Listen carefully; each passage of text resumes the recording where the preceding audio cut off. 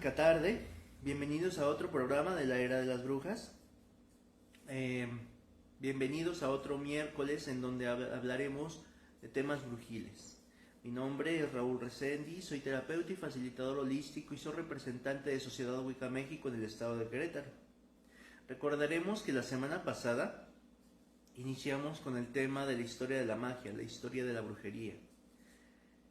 Este es un tema para mí bien interesante, un tema fantástico que nos podremos tardar muchos programas en irnos detalle a detalle, pero estoy tratando de resumirlo de la mejor manera para poder terminar el día de hoy. Y bueno, recordarán también que hoy vamos a hablar de las 8 grandes fuerzas de los sabbats. Pues bien,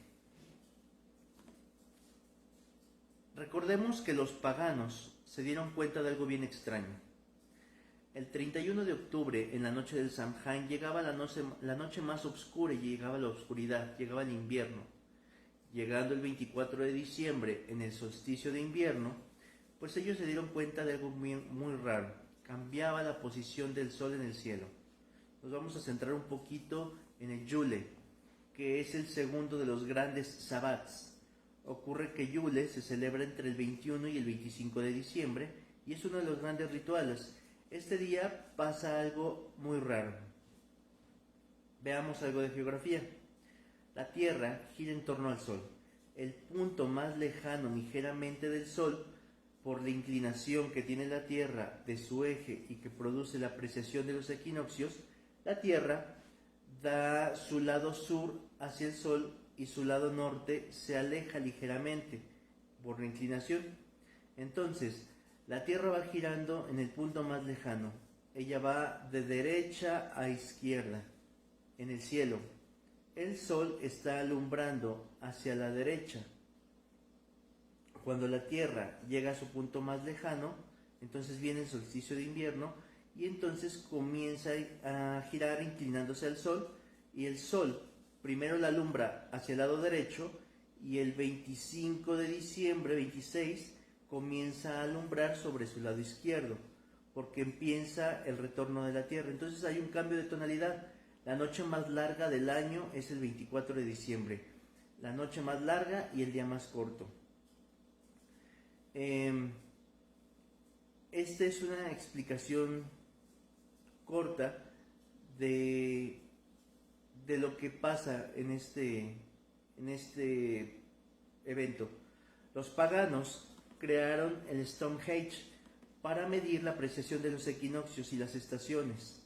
Entonces, el 24 de diciembre renace el sol por el lado izquierdo, después de 3 días de estar bajo del horizonte. Es el día de la luz, es el día del Yule, que anuncia el comienzo de la llegada de la primavera. Es la luz que comienza a producir el deshielo, y se celebraba el ritual del Yule como el nacimiento de la luz. Nacimiento de la luz. La oscuridad se rompe, aparece el sol. Aparece el sol muy pequeño en la lejanía.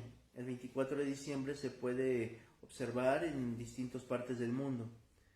Y bueno, hacían una celebración el 31 de octubre y posteriormente celebraban el 24 de diciembre en el nacimiento de la luz, y muchas culturas de todo el mundo, muchísimas culturas, como por ejemplo la cultura hindú, culturas europeas, culturas egipcias, culturas chinas, comenzaron a generar, ya de acuerdo con esas tradiciones del panteísmo, que el 24 de diciembre, el día del nacimiento del sol, ocurría algo misterioso, algo muy especial. Era el nacimiento de la luz. Nacía el sol, el niño sol, el dios sol. Como por ejemplo, en el caso de los egipcios con su concepto de Ra, y al nacer el niño sol, al nacer tendría 12 amigos, 12 apóstoles, que lo acompañarían, que vendrían siendo las 12 constelaciones. Estas 12 constelaciones forman el zodiaco. Zoroastro nació el 24 de diciembre, el dios Krishna en la cultura hindí nació el 24 de diciembre, Jesús nació el 24 de diciembre y 45 iluminados más nacieron el 24 de diciembre. nacieron de una virgen. ¿Por qué de una virgen? Pues porque en el otoño se siembra, cuando es el otoño es septiembre, y en septiembre ¿qué hay? Pues la constelación de Virgo con la estrella más brillante de Spica. Entonces, por asociación, los panteístas, los paganos, en la constelación de Virgo, cuando sembraban la tierra, también suponían que era el nacimiento del niño Dios Sol, el 24 de diciembre. Y bueno, amigos, pues cuando se tocan estos temas, pues de acuerdo a las creencias de cada quien, pues puede haber una molestia. Yo no le estoy diciendo que lo que estoy diciendo es la verdad, más bien preocúpense por todas estas creencias que hemos tenido y que hasta ahorita no hemos investigado. Investiguen para que sepan un poquito más de toda la historia de la brujería. Investiguen un poquito más y no crean con fe ciega lo que dice toda la gente. Investiguen un poquito. En ningún apartado de la Biblia aparece la fecha de nacimiento de Jesús. En ninguno. Se dice que nació en el invierno.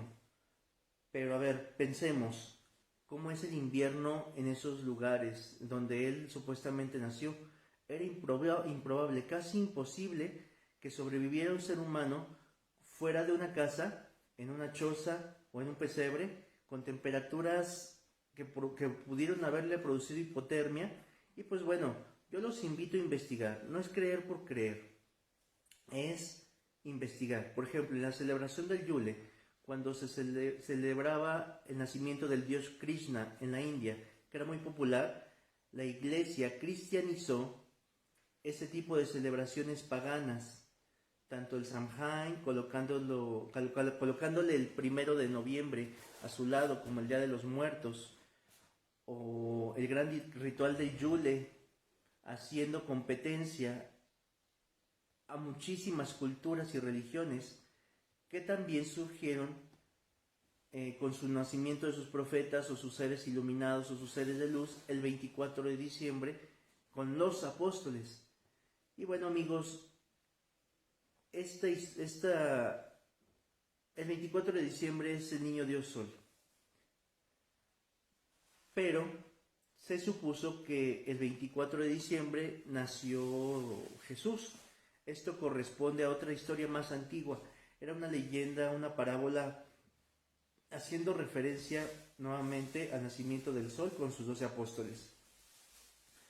Bien, entonces se celebra el Yule. De ahí se deduce que toda esta cantidad de supuestos fechas de nacimientos de algunos iluminados obedece realmente a una especie de sincretismo entre la cultura pagana y entre las diferentes religiones que pues poco a poco fueron apareciendo en el confín de la tierra, basados exactamente en los mismos principios.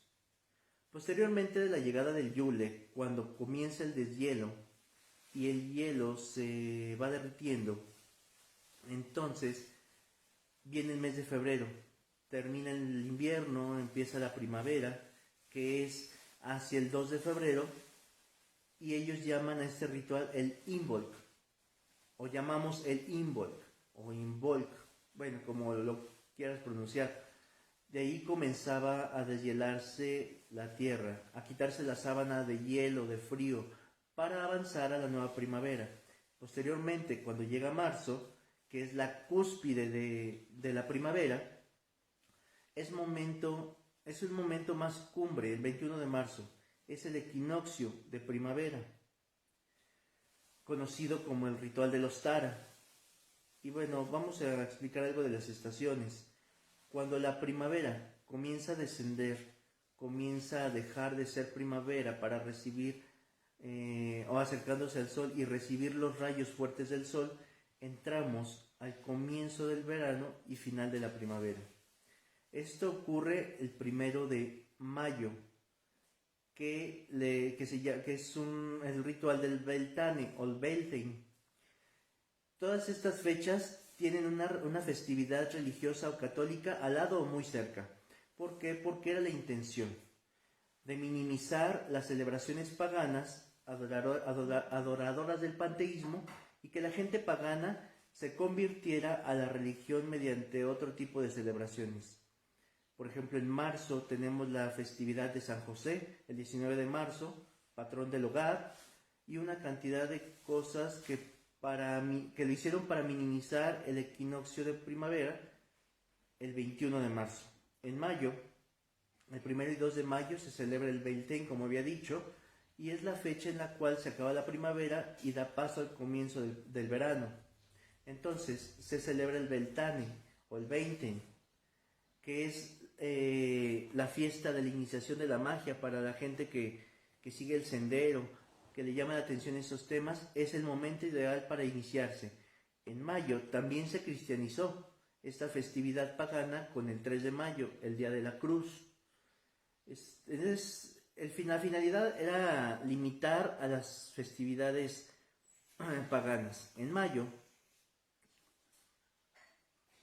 en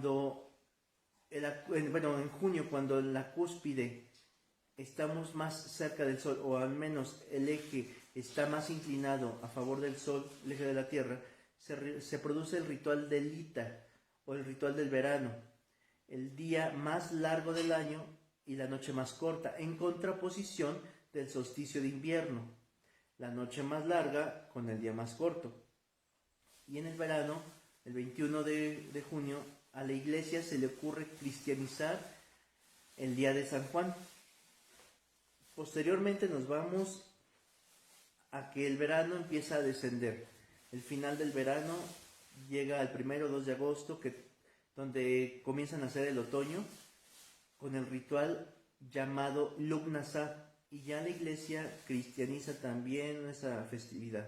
Posteriormente, en agosto, el otoño va creciendo hasta su punto clímax, que es el equinoccio del otoño, el 21 de septiembre, en el ritual de Mabon o Mabon, y luego comienza su descenso nuevamente al 31 de octubre, en el ritual del Samhain o Samhain.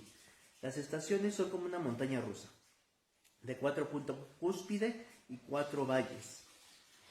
Hagamos de cuenta 4 ondas, 4 olas. El punto máximo de la hora es el punto máximo de la estación. El valle de la ola es la interfase de la estación. Las 4 ondas que están en la parte superior, o los picos de la ola, son los grandes sabbat o los sabbat mayores. Los valles de esas 4 olas son los 4 sabbat menores. Y la estación, la estación en una fecha asciende a su punto máximo y desciende. Tomemos el ejemplo del otoño y el invierno. El otoño nace el 1 de agosto, con los vientos de agosto. Fíjense qué interesante.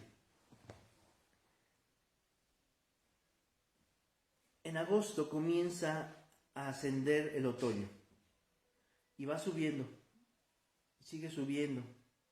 Llega al 21 de septiembre, que es su punto máximo, el pico de la onda. Es el equinoccio de otoño. Luego comienza a bajar y es el final del otoño hasta el 31 de octubre. Esa ola es una estación. El valle de la estación es el 31 de octubre, donde se termina el otoño y comienza a nacer el invierno.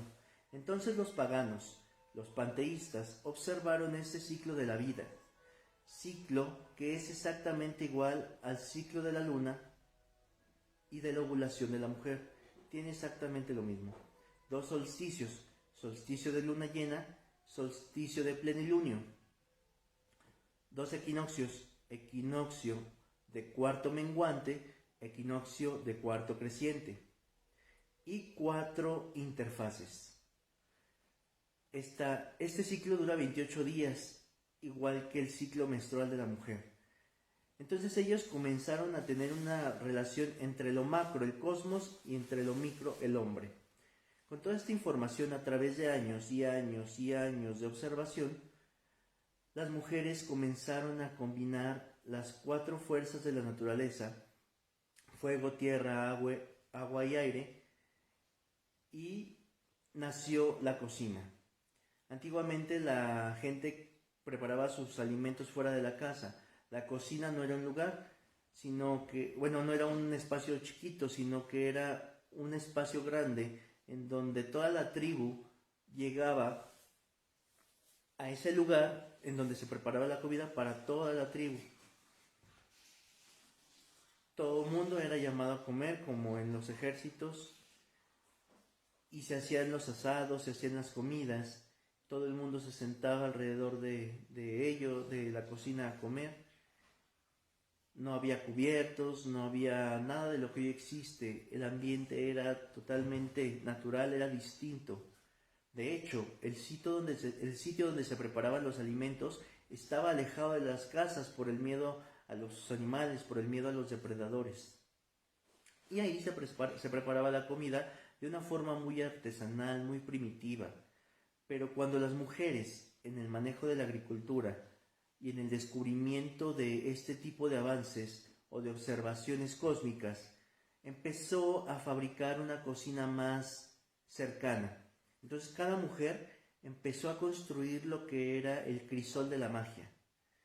Empezó a hacer mezclas, agua, tierra, fuego, aire. Descubrió que su ciclo menstrual producía variaciones en la agricultura y empezó a descubrir que existían plantas que curaban o que sanaban, pero no sabían por qué. A esto le denominó plantas mágicas. Los hombres que eran cazadores empezaron a descubrir que al utilizar algunas vestimentas o disfraces que representaban animales por la ley de la atracción de lo semejante, podían acercarse mucho más y lograr capturar más presas. Y empezaron a darse cuenta que cuando dominaban al lobo, o dominaban al león o al jaguar, empezaron a quitarles sus colmillos y colgárselos en el cuello, puesto que estos tenían poder. Ahí nació el pensamiento mágico, el animismo, en donde se le da poder a algunos objetos. Todas estas culturas, todas estas civilizaciones, todas estas comunidades comenzaron a prosperar y empezaron a interactuar entre las mujeres y hablaban de diferentes temas. Fueron la cocina, por ejemplo, cómo preparan un caldo de pollo, supongamos que hay que desplumar la gallina, se mata de esta forma, se le coloca condimento, se le da cierto tiempo de cocer, o no sé, yo no sé mucho de cocina. Si utilizas la planta de tal cosa y haces una mezcla, tiene este sabor, o mezclas este tipo de hierbas y te quita los cólicos, y comieron a compartir este tipo de conocimiento. En ese tiempo, pues obviamente no existían médicos, era algo muy intuitivo la sanación de los enfermos. Comenzaron a utilizar pociones, aceites, lavandas para producir una mejora en la salud. En ese momento no existía la brujería, simplemente era el panteísmo. Adoraban al agua, adoraban a la tierra, adoraban al aire, adoraban al fuego, adoraban al sol, adoraban a la luna, reconocieron las estaciones y empezaron a contraer todo ese macromundo cósmico en la cocina. Entonces, en la cocina tenían el agua, el fuego, el aire y la tierra, y empezaron a preparar mezclas.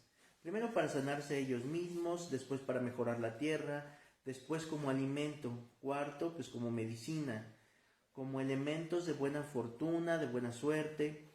Y los cazadores descubrieron la energía de la naturaleza, descubrieron el espíritu del gran Manitú a través de la percepción, ya que en aquella época pues no existían los ruidos que hoy nos distraen, ¿no? Sino era el ruido mágico de la naturaleza, el ruido de la cascada, del aire, del agua. Aprendieron del león, del lobo, del jaguar, aprendieron de todos los depredadores, desarrollaron su instinto de percepción o reflejo de proximidad. Entonces, no era que adivinaran, podían leer las nubes, sabían cuándo iba a llover, cuándo iba a haber sol, cuándo iba a haber un año de sequía, cuándo iba a haber un año de lluvia. Empezaron a leer el futuro a través de la percepción desarrollada con el reflejo de proximidad. acostumbrados a cazar los animales, empezaron a oler a kilómetros de distancia a ese animal y empezaron a desarrollar un potencial psíquico muy alto, muy sensitivo. Las mujeres comenzaron a reconocer enfermedades. Cuando una mujer había perdido la virginidad, ¿por qué? Pues porque se ensanchaban las caderas. Aprendieron a reconocer un embarazo antes de que se ocurriera. Aprendieron a sentir a través de la energía de las manos qué iban a hacer, si era un hombre, si era una mujer, de acuerdo a la posición del ombligo, de acuerdo a las manchas de la cara en la embarazada. Y pues bueno, sabían cuándo iban a ser un niño y cuándo iban a ser una niña. Las mujeres empezaron a sobar la matriz de una mujer cuando el niño venía atravesado para poder acomodarlo y dar a la luz.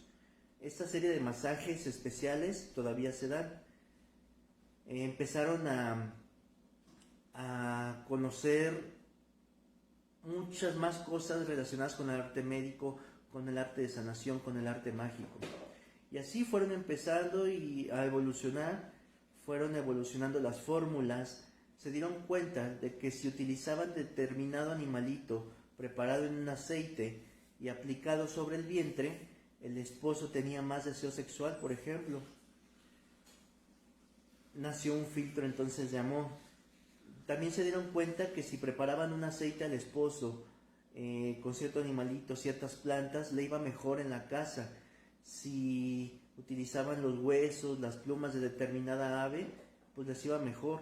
Estamos hablando de un proceso de observación, prueba y fallo de más de 1500 años, en donde uno le contaba a otro, otro le contaba a otro, y la información era muy fluida.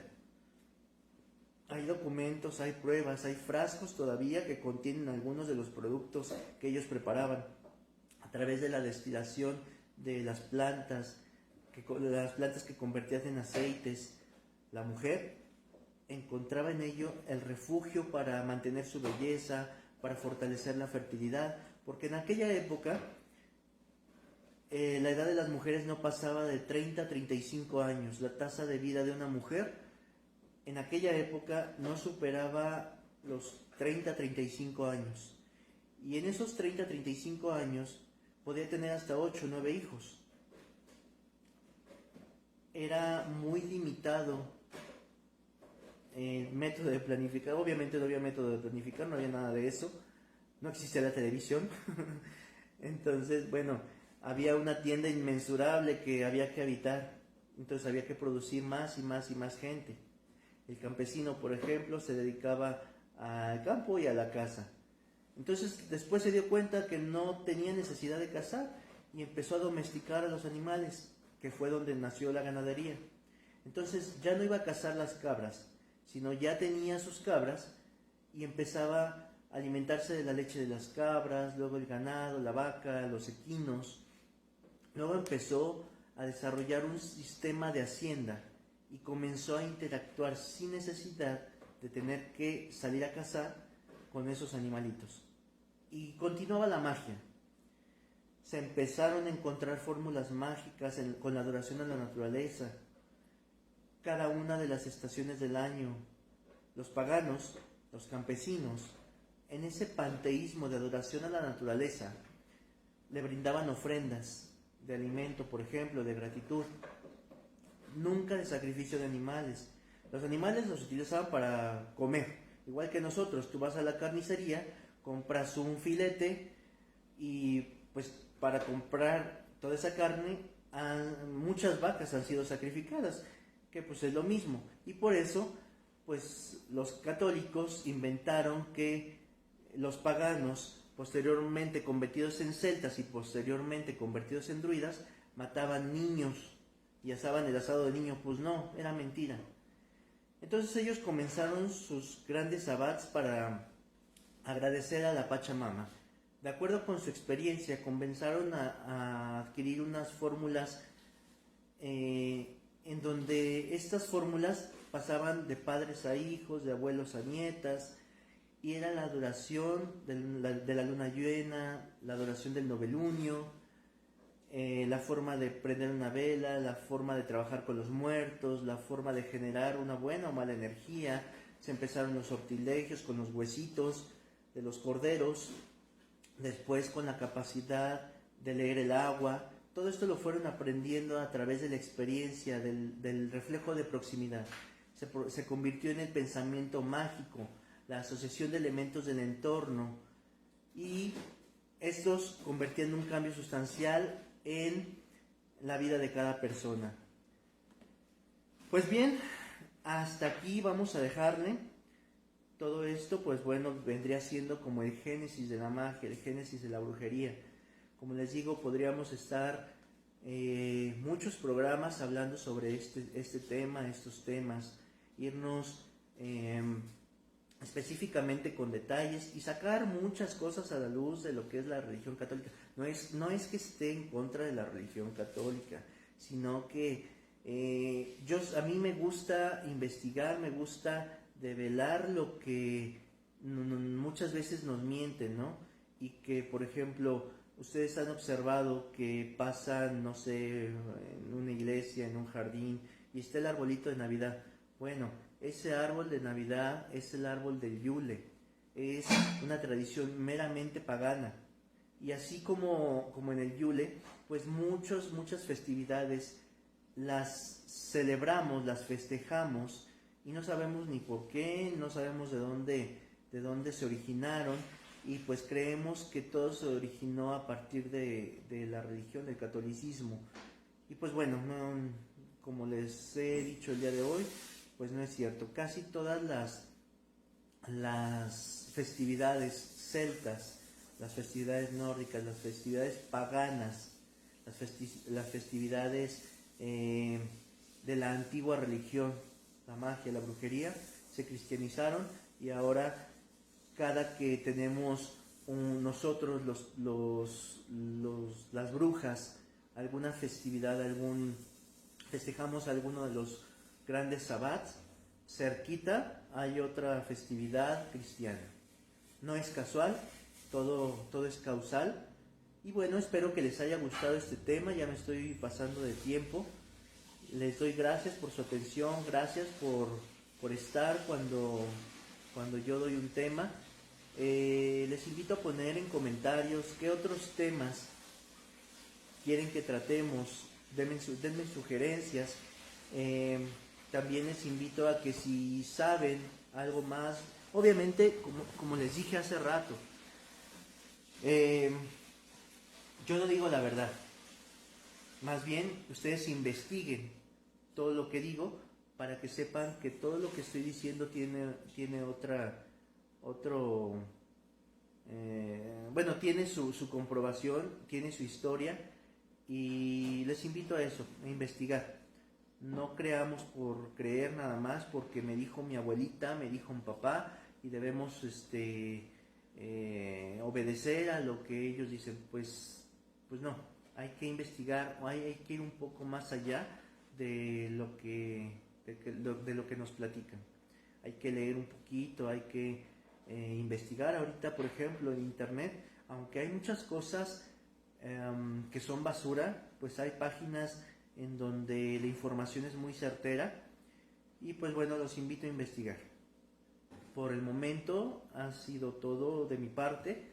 Nuevamente gracias por haber estado. Nos vemos el siguiente miércoles en otra cápsula de magia, en otra cápsula de brujería. Su servidor Raúl Reséndiz les da las gracias y hasta el próximo miércoles.